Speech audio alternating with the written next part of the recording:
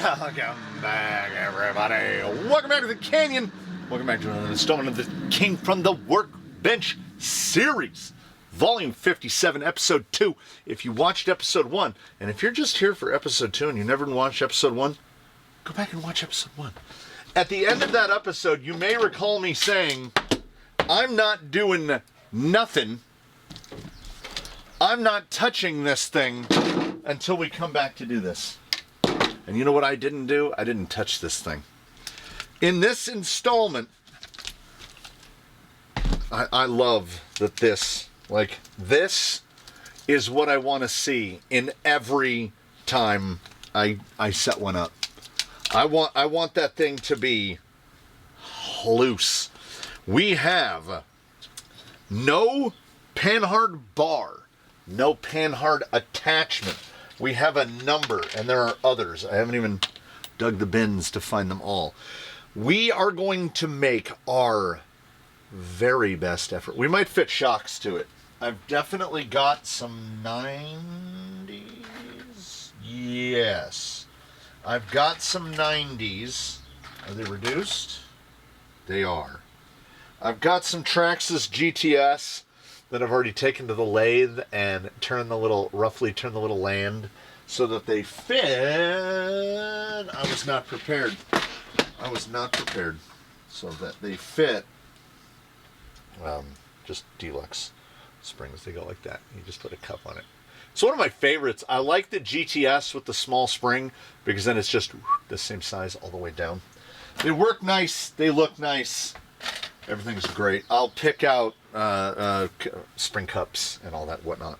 That is not our concern right now. What our concern right now is we begin with the Panhard. And for whatever reason, I think that is probably, it's triangulation. This is just constantly going to, because of the direction of the upper link, it's just going to want to slide it over.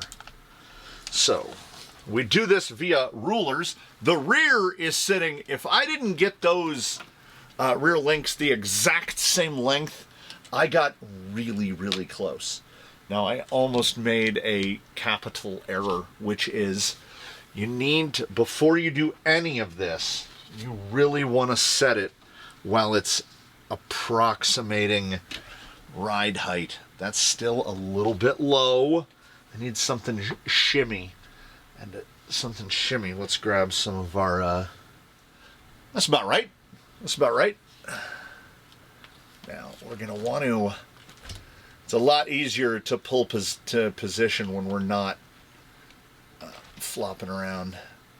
Now, that, you want to get it about level.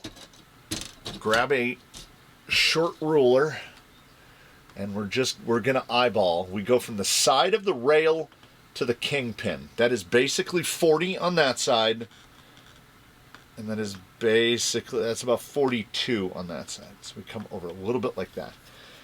You'll never ever get a Panhard right on the first try, and I'm going to stand by that. That's not explicitly true, but I will regard it as true. I believe I rough measured it in the last one and said 98. I would say 98 is pretty close, 98 to 100. What we're going to want, maybe we want an angled end. And when I refer to angled ends, I mean ends that are like this, with the angle on it. Because if we put that like this, that will raise, because we have to worry about, at the angle we're sitting, we don't want too much space in front. Because what we don't want is we don't want the knuckle to hit the axle side Panhard attachment. We want to retain all of this wonderful steering angle. We want to minimize axle sway. What I need to do, because we don't have a Panhard mount on the chassis yet, we need to make a roughly 98 millimeter link, and then we need to rough fit it to the chassis. I'm going to go with 2 of the Traxxas offset ends. Hopefully that doesn't come out to a weird link length. That is going to give us a shoulder to shoulder link. And because with the Traxxas, we have about 7 or 8 millimeters of adjustment available to us. So shoulder, we want about a 60. That should not be that difficult to find. Here is, and I'm getting deep into the well of hubris once again, because let me guess. Oh, first one I pulled was a 57. So I bet that's a 60.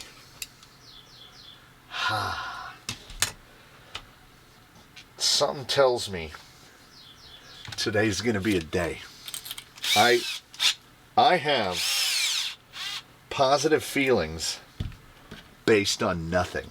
But I'm gonna roll with them and rock with them, because if it feels like we might get lucky, if we only have to make the Panhard bar and drag length by extension like 3 times, that will be tremendous, because what we're about to get into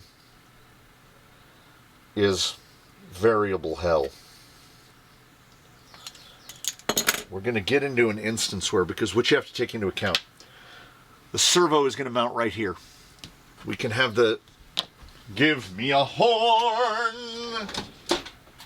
Gold horn will look nice. So we might have the servo mounted this way with the horn mounting forward, depending on how that lines up with this. We might have the servo mounted backward with the horn aiming that way. I don't think that's the way we're going to go. I think it looks like we need a short random screw. I also need to check that Panhard to make sure it's around 98. Just loosely fit a screw there. I just don't want it falling apart over and over again. That's pretty close. And the Panhard mount. Oh, that's pretty close. So, by looking at it, this will be difficult to pick up, very flopsy. I might have to stick rare shocks on it just to stop that from happening. You know what? Let's do that.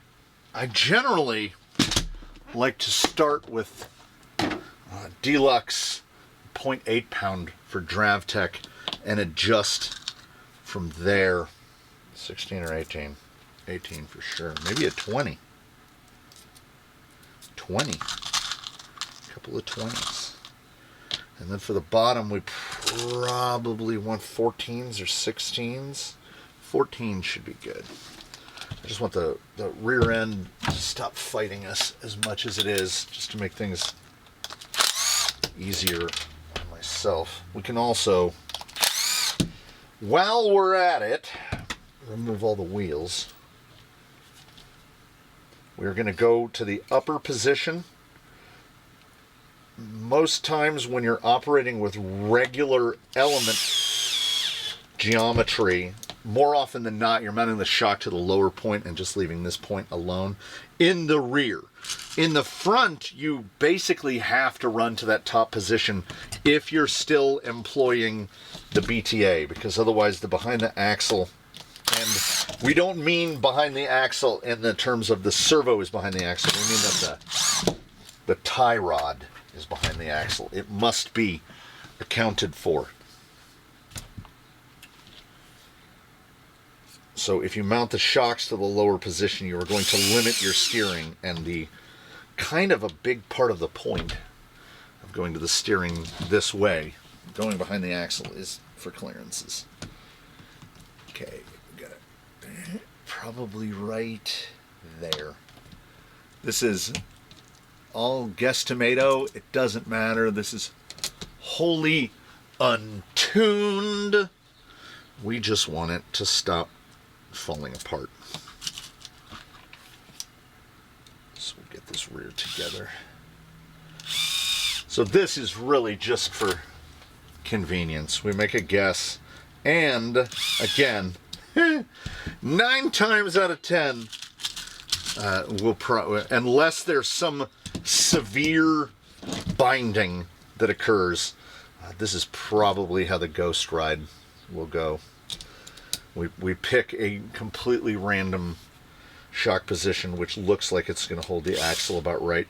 We'll try to remember to go into a little more theory of that, which is I look at all three positions of the suspension, right? So I'm looking at this position of the shock, that is full. So at full droop, we have about that much angle down, and at full compression, we're bottoming out, but right as the shock bottoms out.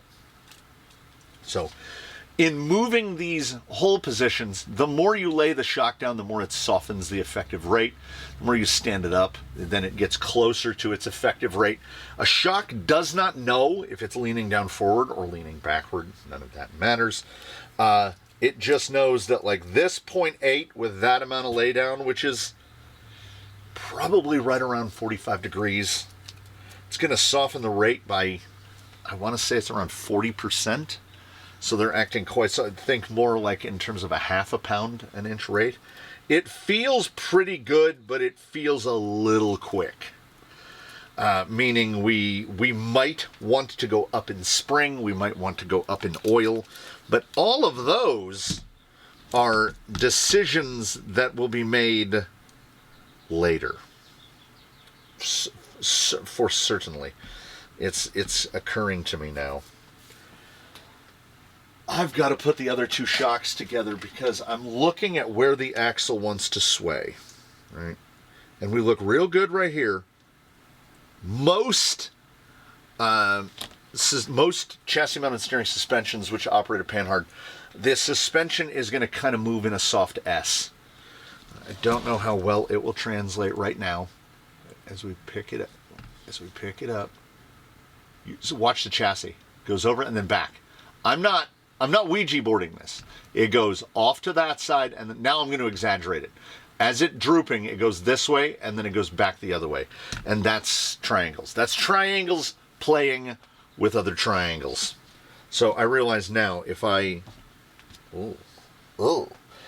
clean and assemble these other two, just as I did the first two, we can kind of set a gross estimate of ride height, which will actually assist us in picking Panhard placement. That's good alliteration. I'm also not at all concerned with shocks right side up versus right side down at this point. It's also a little easier to get the shock on now. Element Panhard mount axle side is suboptimally placed. Once you do a caster flip to get more steering out of it, it gets worse. There are a lot of other Panhard placements that are easier to get to. Only on the Panhard side. It's absolutely fine on the other side of the axle. Servo and axle / BTA is, much as I hate the use of when anybody says, oh, it's like a cheat code or it's cheating. In terms of how much work that you have to do, it definitely is cheating. The amount of math. As long as you get your 4 link lengths right, you put your bottom links on to set your wheelbase, and you put your top links on to set your pinion angle, and you're done. Okay, that'll be interesting. We may be in a shock split situation, entirely generated by our own decisions. We wanted the front axle roughly where it is. Does it mean that we're not going to end up remaking a whole bunch of links? Well, we're attempting to commit. And I feel like that link length differential is good. So we're gonna stick with it. And I'm looking at the BTA link now. It's not a perfect picture. Yeah. Oh, it's real close. Yeah, the picture has to be perfected more. Because what we don't want is we don't want this link hitting in with the shock. That's pretty good on the shock angles. Ooh, that looks pretty all right. That really, really does. Okay, the universe, those rails are sitting pretty flat. Is the universe cooperating with us right now? Oh man, tell me you couldn't just put some sedan wheel. I mean, they're a little small. We're straight out of Mini Truckin' Magazine. Like that would be ride height basically. And what's feeling good to me, as I said, I don't want to cut these up past the belt line, but the body is basically level with the chassis. Now, servo's going to have to go on. Servo's going to have to go on, and we're never going to know. We're not going to know until we know if the height of this when it sits up. It is about 10 millimeter above the rail. I don't think we're going to want the body any lower than that anyway. This is really sitting low. Again, considerations that you can't make yet because we have no idea what our sprung weight is going to look like, how much more stuff is going to go on. Because it's CMS, there's going to be a battery right here. There's going to be a speed control mounted, a servo for the dig. There's going to be a whole bunch of stuff that still has yet to be installed. The pinion angle in the front looks pretty great, and now that it's got shocks on it, it's sitting really close to where I would like it to sit. We're still right at 40. Where's that kingpin? It's kind of hard to see. 39. So it needs to be like about that much. Now, let's guesstimate that again. Oh, so now I'm looking at servo horn Panhard interference. The top of this is coming right across. Oh. So what's that line look like? Oh gosh, that's close. We are going to have, we're almost guaranteed to have some Panhard interference because of the shape, the way they come into the top of the pumpkin right here. You can see Panhard mount is right here, going right through the plane of this. So we made one that's roughly 98. Let us slap, we'll just go 7 millimeter, we don't know. Because if nothing else, we're looking at mechanicals. What is the mechanical clearance going to be? I can guarantee you right now, I'm going to have to pull the 4 screws out of the servo tray and pull that out. Because we need to install no matter what Panhard mount we go with for the chassis, it's going to use 2 screws. I'm probably going to have to dig bins a little bit. We'll be very fortunate if that Vanquish mount fits. Oh, it's right through the servo horn. So yeah, that's not conducive to performance. I turn this sideways. How high can we go? Okay, it might have to be a drop horn, and then with the drop horn we space this up basically because we're just trying to make the horn not hit the chassis. We can only space this up about 3 millimeters, and then the horn will hit the chassis. Also, we have the other servo mount somewhere on this work surface. We do or we don't. It might have a more agreeable placement. This is the point. This is the part where you get into the assembly. Yes. Where you get into the assembly and you start to think, man, we could just put the servo on the axle and solve all of our problems. But that's not the road we're going to go down. What I'm looking at right now is, do I have room to put a spacer between the link and the axle end Panhard mount?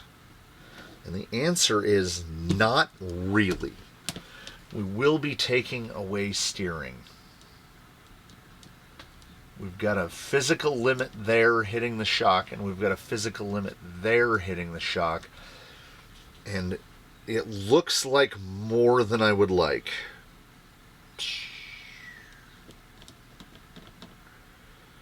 Is this an instance where we're going to have no choice but to flip the drag link, to flip the tie rod to the front? I don't want to do that. I want to run it BTA like this. But this is going to interfere. The length looks pretty much, well, it's perfect for this mount. I would actually like it if the mount put it out a little farther. Well, would I? Would I? Because if we look at this servo horn where it is right now, okay, that's 90. So we really want the Vanquish. We want the Vanquish mount, because the Vanquish mount will cut our length down a good bit. Now, the problem is, will the Vanquish mount make it so where the steering is going to hit?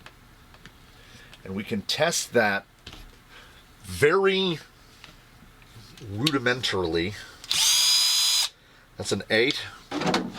So we'll pop to a 10. I'm trying to be as loose fit as possible.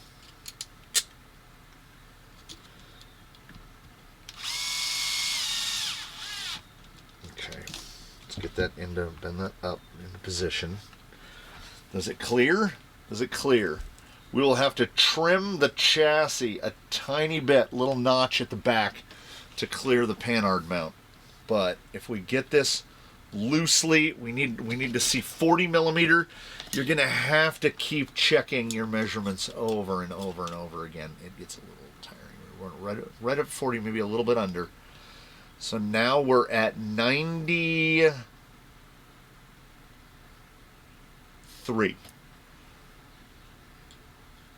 That doesn't look too bad. That does not look too bad. We're at 93 right there, and the steering link, when straight-ish, only has to be approximate, we'll refine later, is dead 90. Okay, now, at full lock, so we turn like this, so that's full lock, hold it in place, we push this horn over until it hits the Panhard mount, and we are at 85. So that servo horn is going to interfere unless, right there, is that 90? That's 90. Okay, so with this horn will clear with a little dremeling. We will have to space the servo up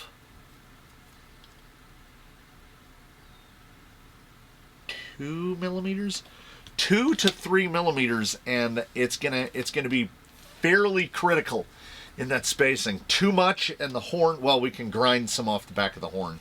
So I would say 3 millimeter spacers is what I would look for optimally. And then this, we're gonna be making some compromise here. I don't want to give up a bunch of steer angle, but I also don't want to give up suspension compression. Now, don't worry yourself about if you push straight down and the link hits the pumpkin in some point. They're going to do that. What you want to look at is articulation. As long as it's not impacting and or binding before you run out of compression, then it's absolutely fine. Because we're not concerned about, we don't go off jumps. So we're not concerned about an inability to do this at the front end.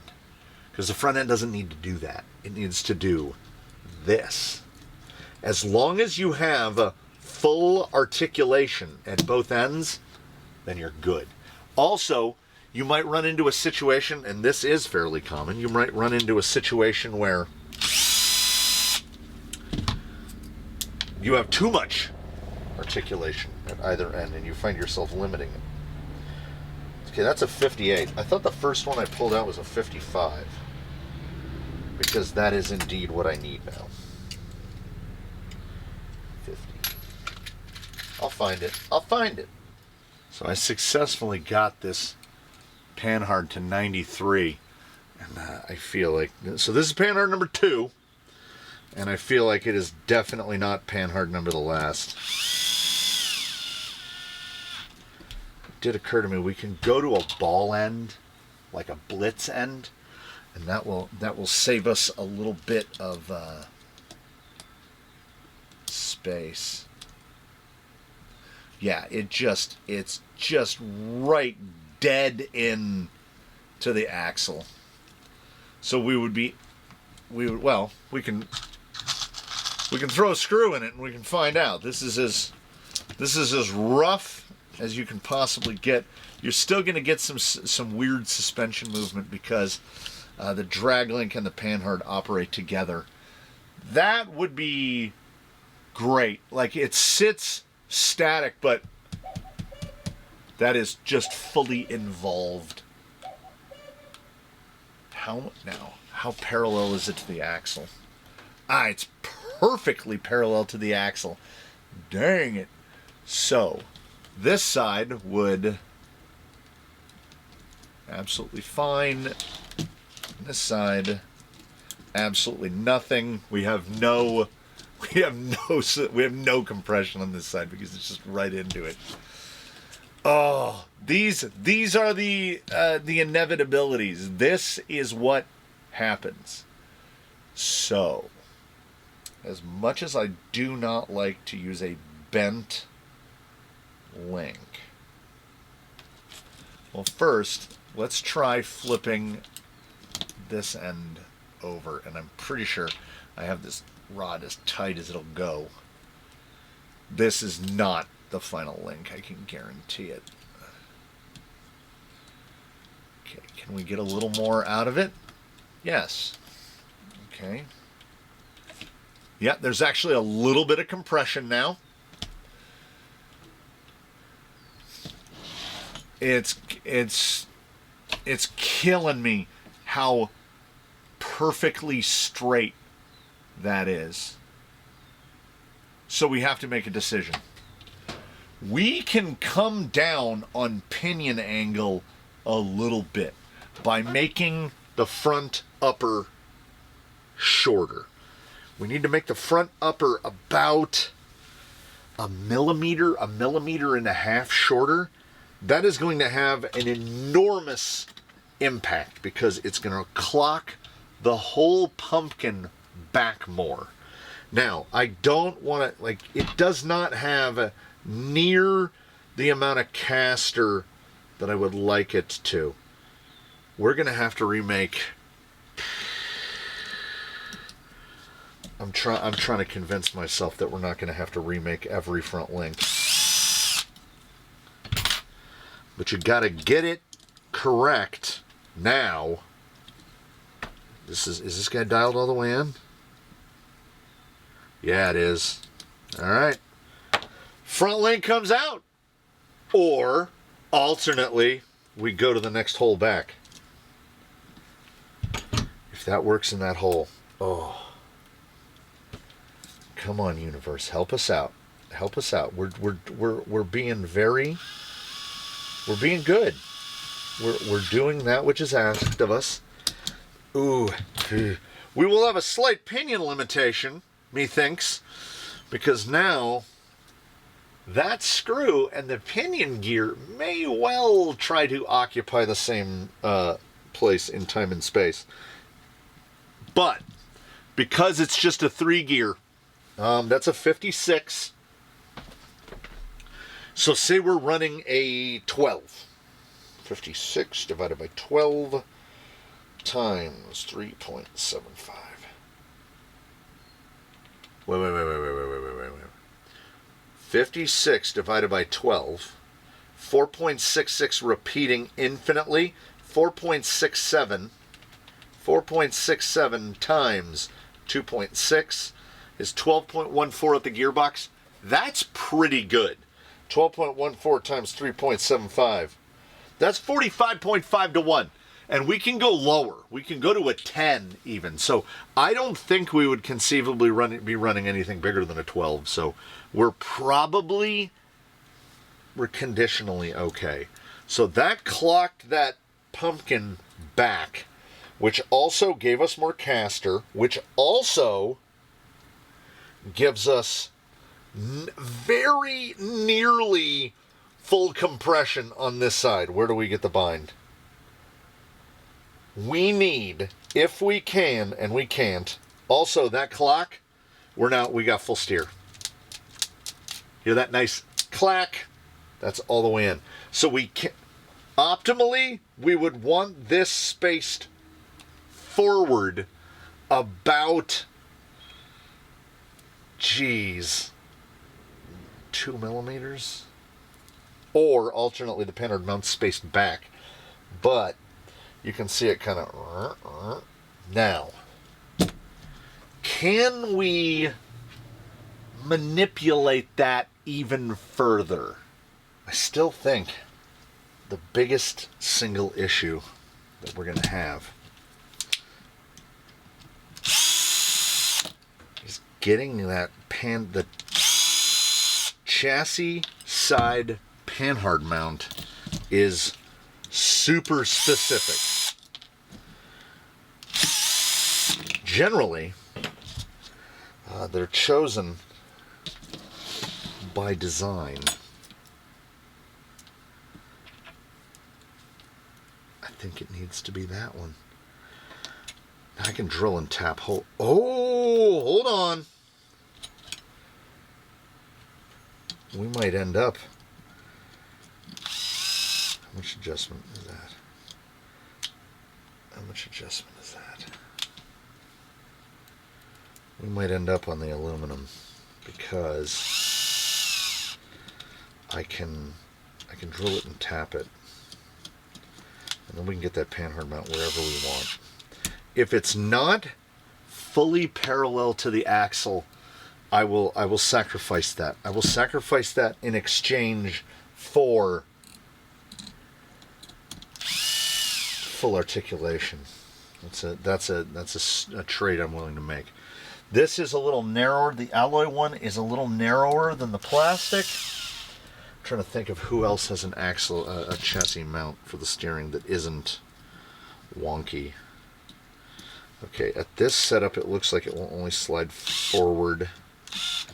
This is not a perfect match. We'll pop it in right there. That looks about straight. Looks okay. Doesn't look like it messed anything up too badly. Now let's slide this forward a little bit. Where's that 10? Just grab another one. No time like the present. I've got an element mount as well, but it will pull it outside the axle.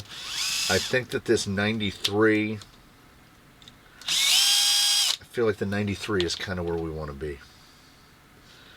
Okay, so slide this forward.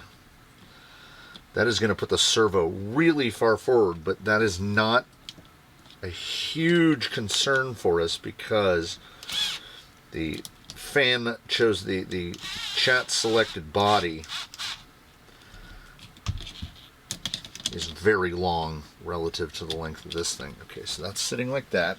So now we've got a Panhard kicked out a little bit, but we have easy full compression on both sides. Yes, yes. Our steering still looks A-okay. The angle on the Panhard is not bad. We are 5, 6, 7 degrees angled forward. And looking at the 25 horn, inner hole is perfect. It looks like it's got decent parallel. It's crazy how far forward that servo is. That servo is way out there. And if the body is resting on the servo, I'm absolutely fine with that. That is A-okay right there. Well, that rocker is really badly cut. I would probably end up trimming the body up to about the line of the links anyway. That's absolutely fine. That's absolutely fine. I wouldn't go through the hullabaloo of a half height on there. Now, what I do have to check is... Yeah, and now we don't have to worry about that interference. We don't have to space the servo up, I don't think. I will try to run ball end both... Oh, wait. What is this length? What is this length? Okay. 90-91. That's really good. I'm feeling pretty good about it, and I don't know. Now, again, this is only iteration 2. I don't think we need an offset end really at either end. Really. Maybe this end. But I think at the chassis mount, I think it can just be conventional. And we'll get that kind of... That is pretty good. I think the length is not quite right. 41. 39.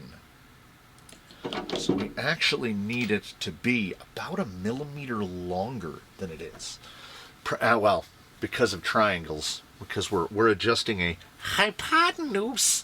It might not be directly 1 millimeter, maybe 1.5 millimeters, maybe 2 millimeters. But it being longer, I'm on board. So we're going to go with this servo mount, and we're going to try to do it the dirtiest way possible, which is I am going to tighten this side down in the hopes that it doesn't move. We are going to Dremel a little notch so that this guy, you can see he's at, jeez, guys, the angle that this is at is, okay, front of the mount, 2.5 millimeters, rear of the mount, gonna punch it down again, 2.75. The Panhard mount is at an angle. Honestly, it kind of matches the angle of the axle. Now, what do I want to Dremel? Do I want to Dremel the mount, or do I want to Dremel the chassis? I want to Dremel the chassis. We're going to take a little we're going to take just the tiniest little sliver off of that. I feel like it's fallen into place.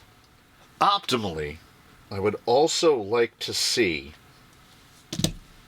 a 3 millimeter. I would like to do 3 millimeter Panhard and 3 millimeter drag link, because then we have less clearance worries because they're going to be smaller. Because a 3 millimeter link, not those. If we can manage to get old school titanium on here, that would kind of be the best. A nice titanium link like that, because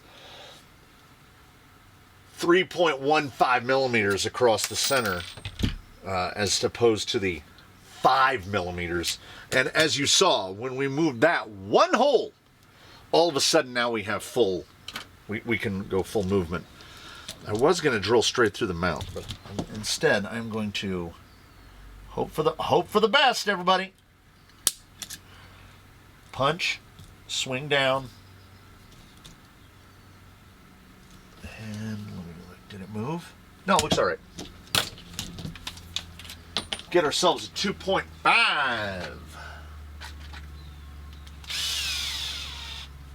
And we're going in dry. We're just gonna drill through the carbon straight into the aluminum. Good. Try to keep it level. Do the very best we can.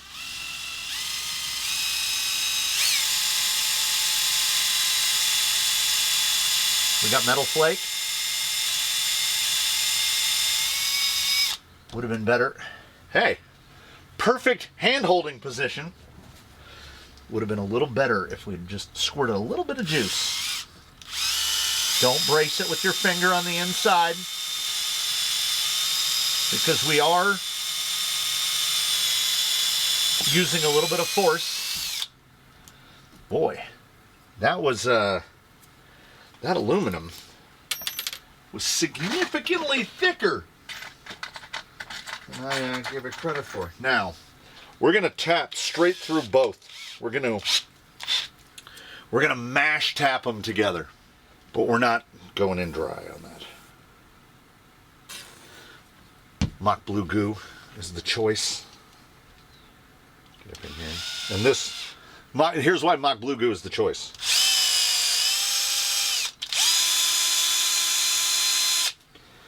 Let's do the carbon and the aluminum together. And now, temptation temptates me to drill another hole and tap it. We might do that. I'm not ruling it out. Drill another hole and tap it out here towards the back so that we get a belt to pair. How many times have I pulled an 8 out of here? A belt to go with our suspenders.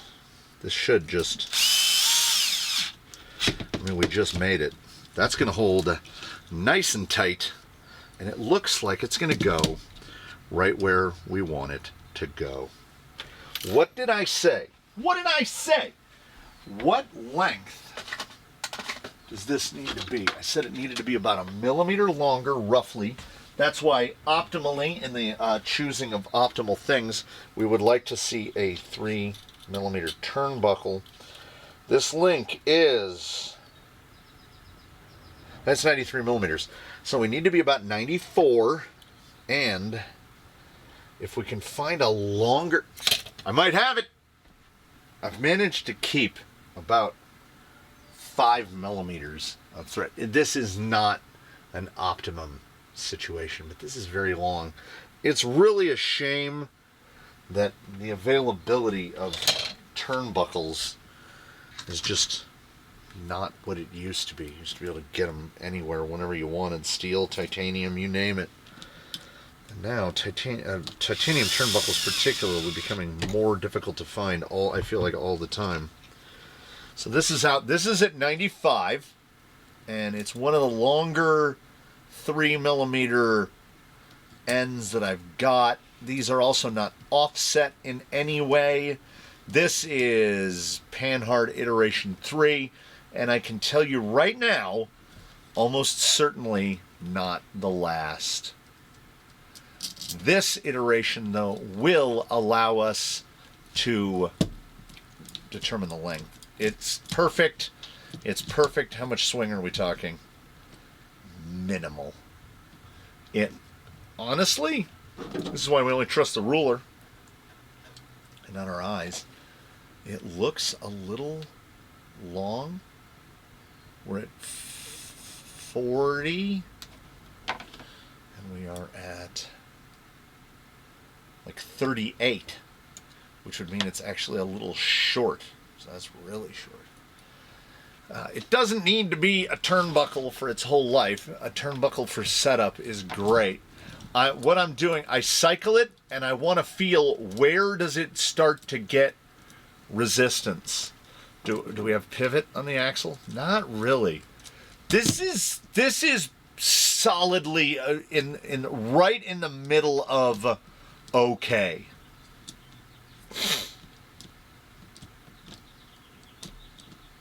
It's not perfect. We are imperfect. We are also trying to get a bunch of random pieces to work together. This is how you bend.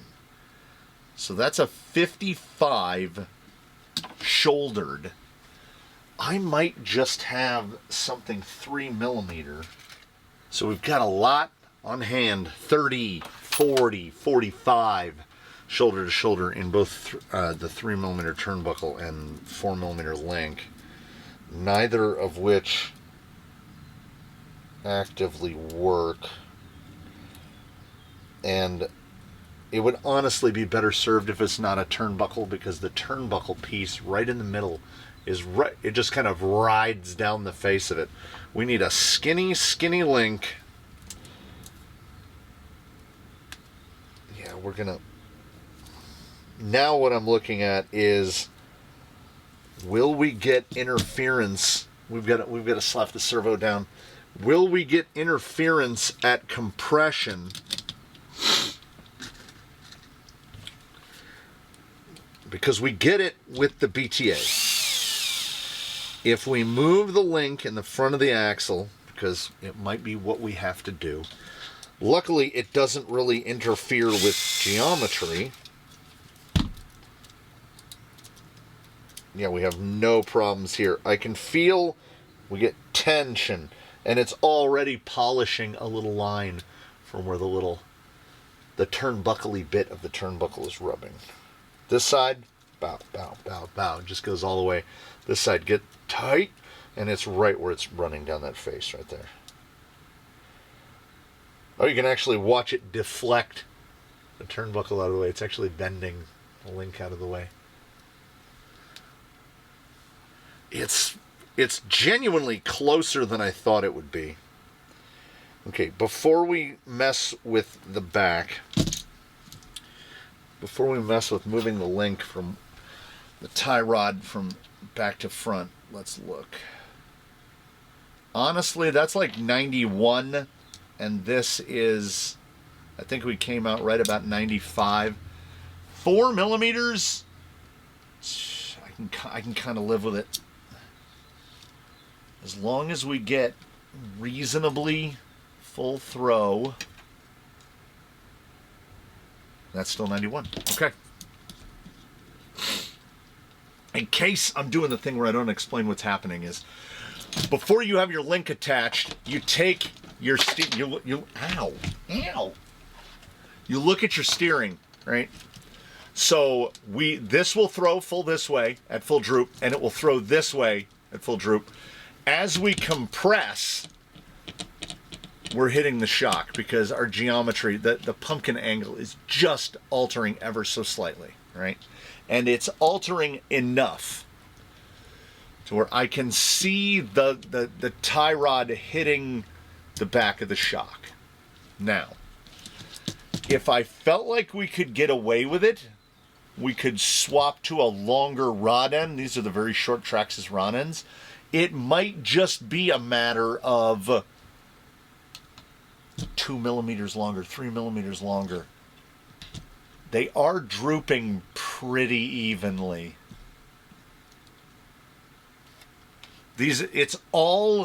Also, then you have the other option. The reason that we're getting impact is because of this shock angle. Now, if we stand the shock up straighter, we will no longer be, well, let's just do it for the test purposes. I told you you were in for it. That people were like, I want to see more of how is the sausage made. Well, here's how it's made. So we're moving forward 4 holes. probably not quite 20 millimeters. Now, this will limit up travel in the front, increase down travel in the front, which should not be a problem. Our front drive shaft is going to be plenty long. We don't have, we're not masquerading a skid forward here. But this might be an instance where this is not the shock. This is why you never commit to a shock until a build is built, because you might end up going a completely different direction. So now the front is out drooping the rear. I generally don't like to operate with that. We have a bunch of, look at the axles way off to one side now, because we had kind of optimized it where it was sitting. We do not have enough compression. It really binds up the drag link in the middle. Really binds up the Panhard. Does it put us off center? This is the thing. When that is 12 millimeters of axle swing. Now, it improves the steering, but a little, like a tiny little bit. So it's not, it's certainly not enough. There has to be a payoff. If we had no steering bind at all, I would still not consider it, because that amount of suspension, lateral suspension movement, I'm not here for that. Optimally, I would like 0, but I am comfortable with, realistically, in the full swing, I'm good up to about 1/4 of an inch. I don't consider that to be negative. Also, unless it's, well, you can conflate bump steer and axle swing. They are related, but they are not intrinsically intertwined. You can have one without the other. It's crazy to me that the full amount of axle swing from full compression to full droop drops to about 6 millimeters when we move the shock back to that position, because it's limiting how far it will droop. And if we ran an 85 shock in the front, it would limit it even more, which is why my desire to put a longer rod end on that, which will give us more droop, is non-existent, because we're as far back as we can go. We need an 85. Do we have any 85s? I mean, we don't have any 85s that are built. That's not a problem. We can got 2 sets of unbuilt chavs that will probably, what a difference potentially 5 millimeters can make. Well, you've seen we moved a link position 3 millimeters, changed. We moved a hole forward 3-4 millimeters. Big difference. So we need a 91 drag link. So we slap it on basically as a mock-up, and you can tell bad. Like, something should click, and your mind should look at it and go, well, that's not right. Because it is not. It's not right. And the more off that angle is, the more the Panhard and the drag link are off from one another, the worse it's going to be. It's going to be bad. So I've got an aluminum one at the servo end, which is aggressively suboptimal. But this is neither the final drag link nor the final Panhard. The beauty of things like rod ends and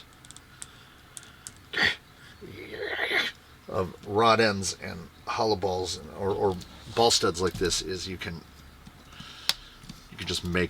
keep remaking them So we move to the bottom of it.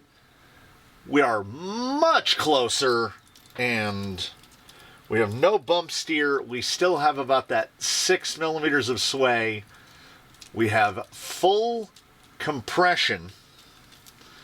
We've got, that's actually decently parallel. Is that at the front hole?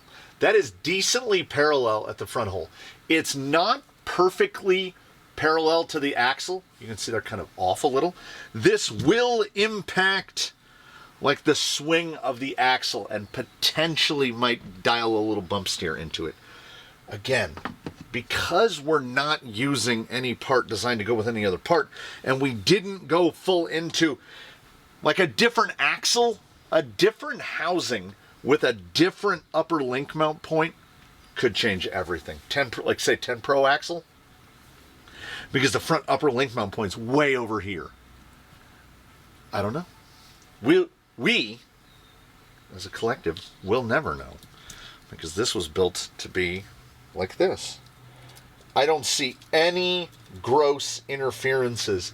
As a matter of fact, look at the clearance between the link mount and the servo horn. Now, here's what we have to test. Okay, so at full up compression, that doesn't matter. What we want to look at is if we go like this, can we steer? No. So we have a pretty severe steering limitation because of the BTA hitting the shock. As soon, you can watch it right here. So that is the BTA hitting the shock. So optimally, we want it flipped to the front. That's what we want to do. We want to flip it to the front. All right. That's as far as I'll go today. We're going to flip it to the front. And what we end up with at the end of this particular installment, I just got another, the one that is supposed to have, so it's the same on both sides. Flop the link to the front. Now, the link has, you would want to put the link on the bottom, but the link has to run on the top because the servo needs to attach to the bottom to maintain that parallelism. It looks insane. Optimally, this ball is basically at the limit, but it's kind of fine. Like how there's that little notch, it goes right into the little notch. This does not look like it should work, right? We get full steer. Full steer. Does it hit? It hits. This is touching, the servo horn is touching the bracket literally the very nanosecond that it bottoms out. I would probably put a 1 millimeter spacer, move the servo up 1 millimeter, trim this down a little bit, and then put another, like a 2 millimeter spacer on that. That's the little fine point stuff. We can definitely discuss that later. That I kind of love because it looks absolutely ridiculous. There is no bind. And you don't really have to worry about stuffing it in any rocks because that's way up there. Who would have guessed this is where we would end up? Not I. Not I. I don't want it to sound dismissive, but what happens is, baby, I'm just going with the flow. I will almost certainly, it is all but a guarantee, that I will replace the Panhard with just a straight 3 millimeter link. Just straight link. To the same ends, but it will have to, because they're not giving us an issue. The drag link will most likely be replaced with, I've got them. They're in a drawer. I've got them with at least one of these. See if we put that down on the bottom. Oh, perfect. So it might stay a ball on one end and this on the bottom end to stop it from getting bound up and popping off. But again, that link is not the perfect length. It's close. This link is bottomed all the way out. Let me see. Oh, no, we can go a little longer. Oh, because we flipped to the bottom. We might actually be able to get away with that. We'll swap the end out to that. We'll see if we have a black blitz end so that we can make them look similar-ish. Yeah, that's the little stuff where we put it together and we take it apart and we put it together and we take it apart. And I also noticed that we do have, like, this was in the drawer. What length is that? Please let that be in the neighborhood of 95 millimeters. No, it's 105. It's 105. But what length would it be on balsa? I don't know. Anyway, then it gets incredibly iterative and even more minutia and even more annoying as we put it together and take it apart, put it together and take it apart. You made it this far, I made it this far, we've made it this far. Sussing out the front geometry is often a problem. I didn't want to run the link in the front, but I also, yeah, it's just right there. There's a little point where it goes bink. And it's, I mean, there's that much more steering before it goes to the limit. Like when we go this way, see how that is basically parallel, and then when this goes, that much more. And it's 100% horn. I honestly, because of, can you see the point of impact right there? Because of the size of that point of impact, I think spacing the servo up 1 millimeter is just gonna fix it. It's just gonna be fixed. And then we'll do a little trimming, we'll do a little shaving, we'll do a little link reproduction. The universe, we got a little bit hand in hand there. We didn't really get smacked down by the front end geometry.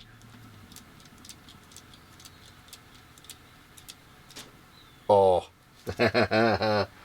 So on straight compression, the tip of that servo horn, bink, hits the, but we're in the back hole. So we pick the one that we think will, well, usually a silver one, grind it up, grind it. We're going to have some tolerances on this thing. It's going to be dumb. It's going to be dumb. The whole process is dumb. We embrace the dumb. We become the dumb. Right there. Still sits down just fine. Next time around, that will be sussed out. We will go through the arduous process of mounting the battery and electronics. I'm just going to take this plastic plate off of here, and I'm going to put that plastic plate on there, and that's where we're going to run the battery. We will figure out, or yeah, I just thought of it too. If you were thinking of it, I was thinking of it at the same time. My first instinct was to put the speed control right here, but if we make a L-shaped plate, we can just put the speed control like right there with the battery right next to it. It's the opposite of EOA. It's the opposite of everything on axle, but sometimes the path of least resistance is the way to go. So, join me again for installment 3, where we get the electronics mounted, and then we'll get the body mounted and fitted, and then we will run it. And I feel pretty good about it, because I love a big block, I love a Diamond Pro, I love a SA75, 1080. There's nothing, the Mias chassis, Amazon Dig Box, there's nothing, megalithic, there's nothing here I don't explicitly dislike. So, follow along for the continuation as we go a little further. Thank you so much for being here for this one.